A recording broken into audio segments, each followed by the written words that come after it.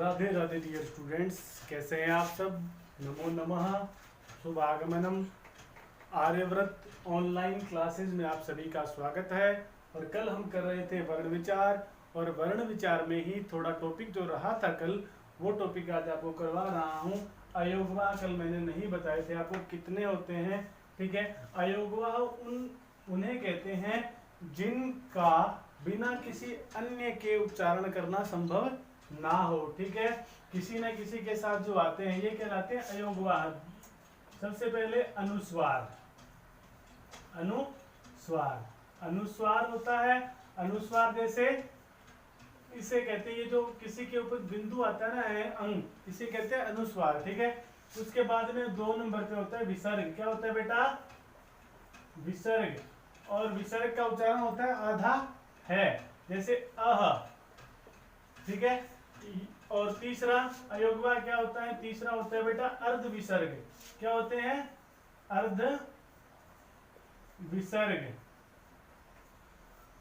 अर्ध विसर्ग किसे कहते हैं? अर्ध विसर्ग होते हैं, जैसे विसर्ग तो हो गया ये, अर्ध विसर्ग ऐसे लिखे जाते हैं, सामान्य वेद में पढ़े जाते हैं ये, ठीक है ना। तो अर्ध विसर्ग 2 प्रकार का होता है। एक तो होता है जिह्वा मूलीय। क्या होता है? जिह्वा मूलीय। एक अर्ध विसर्ग होता है बेटा उपदमानीय। उपदमानीय।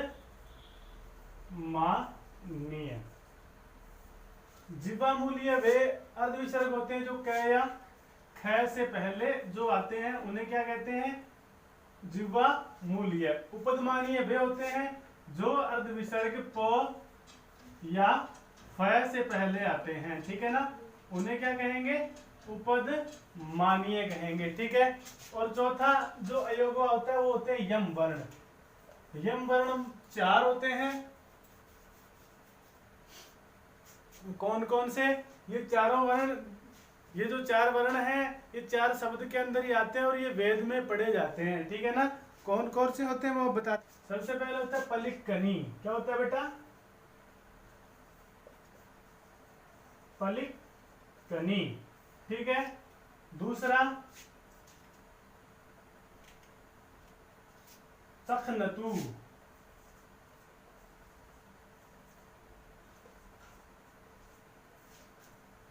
तीसरा अग्नि।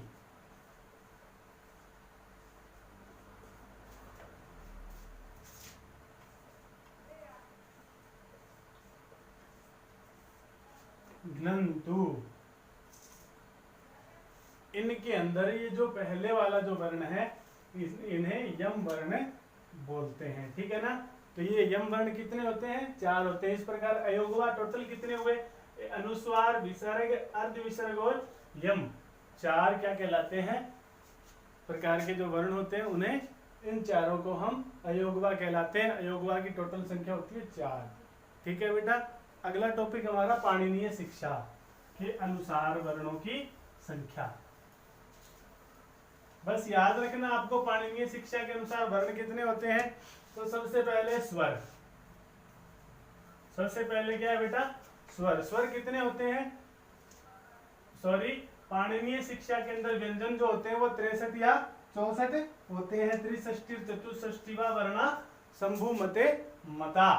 63 या 64 वर्ण पाणिनीय शिक्षा के अनुसार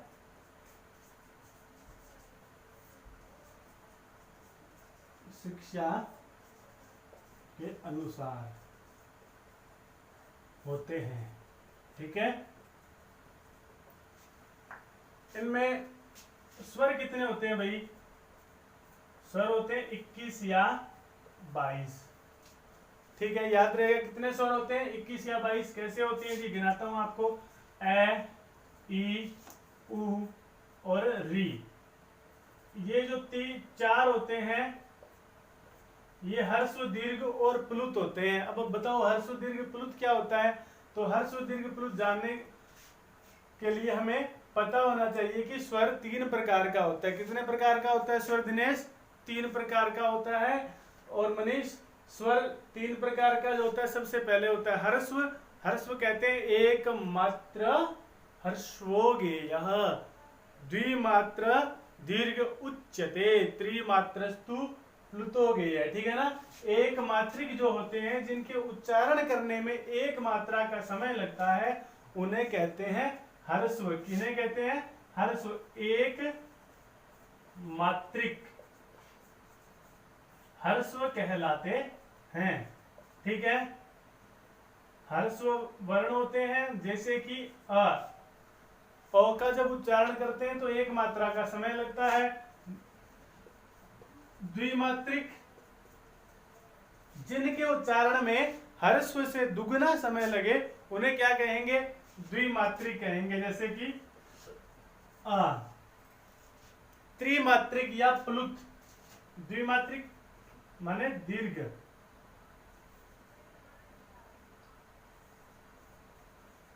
ठीक है। और प्लुत त्रिमात्रिक। इन्हें क्या कहते हैं बेटा विकास? प्लुत। क्या कहते हैं? प्लुत कहते हैं, ठीक है ना। प्लुत में क्या होता है? तीन मात्राओं का समय, ह्रस्व से तिगुना समय जिसके उच्चारण करने में लगे उसे कहते हैं प्लुत। क्या कहते हैं? जी, प्लुत का प्रयोग कब होता है? प्लुत का प्रयोग होता है बच्चे जब हम किसी दूर खड़े व्यक्ति को आवाज देते हैं, ठीक है ना, तब इन प्लुतों का उच्चारण होता है। ह्रस्व दीर्घ प्लुत करने वाला सूत्र होता है व्याकरण में, ऊष्ट ऊष्ट ऊष्ट वाम कालिव कालो यस्य सोच क्रमाद ह्रस्व दीर्घ प्लुत संज्ञा स्यात्, ठीक है ना। तो ये याद रखना कि एक मात्रिक क्या होता है? ह्रस्व। द्विमात्रिक क्या होता है? दीर्घ होता है। त्रिमात्रिक क्या होता है? प्लुत होता है। ऐसे प्रश्न आ जाता है पेपर में। एक मात्रिक कहलाता है ह्रस्व, द्विमात्रिक उच्यते दीर्घ, त्रिमात्रस्तु प्लुतो गेयः, ठीक है ना। ये याद रहना चाहिए आपके। तो ये थे तीन। तो इन ये जो चार होते हैं, चारों तीनों हर स्वर, इनमें से सारे स्वर तीन तीन प्रकार के होते हैं। ए भी ह्रस्व दीर्घ प्लुत होता है, ई का उच्चारण भी ह्रस्व भी हो सकता है, दीर्घ भी होता है, प्लुत भी होता है, उ का उच्चारण भी ह्रस्व दीर्घ और प्लुत होता है। इसी प्रकार ऋ का उच्चारण भी ह्रस्व दीर्घ और प्लुत होता है। तो इस प्रकार हर के तीन प्रकार होने पे चार इनकी संख्या है, प्रकार तीन है, 4 तिये 12। याद रह जाएगा बेटा? तो याद रहेगा ना। इस प्रकार स्वर कितने, ये कितने प्रकार के हो गए? 12। उसके बाद में रह गया हमारा लृ। क्या सॉरी, क्या रह गया अपना? लृ।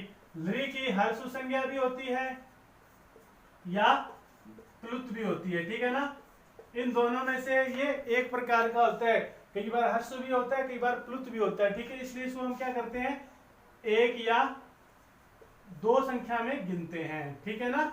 एक या दो संख्या में इसको गिनते हैं। आगे समझ में। उसके बाद में क्या है बेटा? उसके बाद में है जी ए, ओ, आई और औ। ये प्रत्येक दो दो प्रकार के होते हैं क्योंकि इनमें ह्रस्व तो होता नहीं है। इनको या तो दीर्घ गिनते हैं, इनको दीर्घ गिनते हैं और इनको प्लुत गिनते हैं। इस प्रकार दो दो प्रकार के हो गए। तो सारे कितने प्रकार के हो गए बेटा? 8 प्रकार के ये स्वर हो गए। तो 12 और 8 है, कितने हो गए भाई? 12 और 8 20, 20 और 1 21, ठीक है ना। 21, इसको दो गिने तो 22। तो स्वर कितने प्रकार के हो गए बेटा?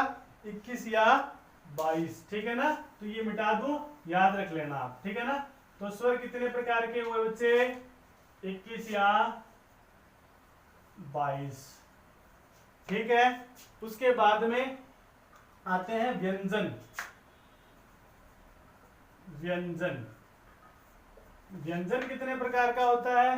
व्यंजन जो होते हैं वो 25 प्रकार के होते हैं। कितने प्रकार के होते हैं बेटा? 25 प्रकार के। उसके बाद में हमने गिना था अंतस्थ, पढ़ा था ना अंतस्थ। तो अंतस्थ कितने प्रकार का होता है? होते हैं यणो अंतस्था। किसे कहते हैं अंतस्थ? य व र ल को क्या कहेंगे बच्चे? अंतस्थ कहते हैं। अंतस्थ क्यों कहते हैं? जिनका उच्चारण करने पर हवा मुख से बाहर न निकले उन्हें अंतस्थ कहते हैं। अंते स्थिता भवति वायु तत्र अंतस्थ उच्यते। जहां पर वायु अंदर ही स्थित रह जाए उन्हें अंतस्थ कहते हैं। और ये अंतस्थ कितने प्रकार के होते हैं बेटा? 4 प्रकार के होते हैं। 4 तरह के होते हैं। 4 इनकी संख्या होती है, य व र और ल। अस्तु। उसके बाद में क्या आता है? ऊष्म वर्ण। क्या आता है? ऊष्म। ऊष्म भी कितने प्रकार के होते हैं? 4 प्रकार के हमने पढ़ा था ना, जिनका उच्चारण करते समय मुख से गर्म वायु बाहर निकलती है, गर्म प्राण वायु बाहर निकलती है, उन्हें ऊष्म कहते हैं। और ऊष्म भी कितने प्रकार के होते हैं? 4 होते हैं। ऊष्म कौन से हैं? सलश्च ऊष्माणः, श है, इन्हें ऊष्म कहते हैं। ये भी 4 प्रकार के होते हैं। इतना क्लियर है बेटा? क्या बोलो भाई? उसके बाद में यम वर्ण। यम कितने थे भाई? 4 हमने पढ़ा था ना, पलिकनी, चखनतु, अग्नि, घ्नन्ति, ठीक है ना? ये 4 क्या कहलाते हैं? यम कहलाते हैं। उसके बाद में क्या है? उसके बाद में एक क्या है? अनुस्वार। क्या है बेटा? क्या है विक्रम? एक अनुस्वार। एक क्या है? विसर्ग। क्या है रे? विसर्ग, ठीक है ना? एक क्या है? जिह्वा मूल्य। ये तो याद रह जाएगा, बार बार लिखवा दिया। जिह्वा मूल्य कितने? 1। उपदमानीय कितने? कितने अभी मनीष है? हाँ भी सुमित बता, कितने होते हैं उपदमानीय? हाँ सही है भाई, 1 उपदमानीय होता है। ठीक है, और क्या रह गया? एक रह गया दुष्पृष्ठ। क्या रह गया?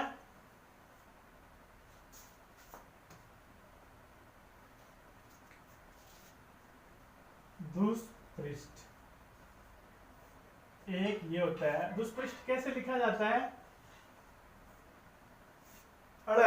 अड़ उच्चारण करते हैं ना हम अपनी भाषा में। एक मंत्र होता है, अग्नि मीळे पुरोहितम यज्ञस्य देवम मृत्युजम होतारम रत्नदातमम। तो वहां पर अड़ दुष्पृष्ठ इसका उच्चारण होता है, दुष्पृष्ठ इसे कहते हैं। तो इस प्रकार टोटल कितने हो गए? गिनो भाई। 22 और 25 कितने होते हैं सविता? 22 और 25 47। 47 में 4 जोड़े 51। 51 में 4 55 में 4 59। ठीक है, 60 61 62 63 और 64। तो इस प्रकार टोटल कितने हो गए? 64 हो गए। 19 स्वरों में एक को गिने तो 63 और ना गिने तो 64। इस प्रकार त्रिषष्ठी चतुर्षष्ठी व वर्णासंभू मते मता। याद रख लेना, ये इनमें से कोई महत्वपूर्ण प्रश्न भी आ सकता है। ठीक, तो ये था हमारा वर्ण विचार बेटा। एक टॉपिक हमारा कल आज क्लियर हो चुका है। ठीक है, तो कल हम, क्योंकि अभी समय ज्यादा हो जाएगा, अगर अगला टॉपिक लूंगा तो कल हम करेंगे प्रत्याहार निर्माण। प्रत्याहार कितने होते हैं, प्रत्याहार कैसे बनते हैं, ठीक है, अलग तरीके के प्रत्याहार कौन कौन से हैं जो हमारे ध्यान में रखने लायक है। तो कल के लिए जब कल वीडियो अपलोड करूं मैं, वो देखने से पहले कल आपको बढ़िया तरीके से माहेश्वर सूत्र याद होने चाहिए। बहुत बढ़िया तरीके से माहेश्वर सूत्रों को याद करना है, लिख करके देखना है। ठीक है ना? तो अगर ये वीडियो आपको बढ़िया लगते हैं देखने में और आपको कुछ अलग मिल रहा है तो इस चैनल को लाइक, सब्सक्राइब और ध्यान रहे बेल आइकन जो साइड में बना हुआ है वो जरूर दबाना है, क्योंकि अगर वो दबाओगे तो आप जैसे ही मैं नया वीडियो अपलोड करूंगा आपको मिल जाएगा, आपके पास नोटिफिकेशन आ जाएगा। और हाँ, हमारे इन वीडियोस को, हमारे चैनल को शेयर करना मत भूलिए। धन्यवाद। जयतु भारतम, जयतु संस्कृतम। कल फिर मिलते हैं एक नए टॉपिक के साथ। नमो नमः।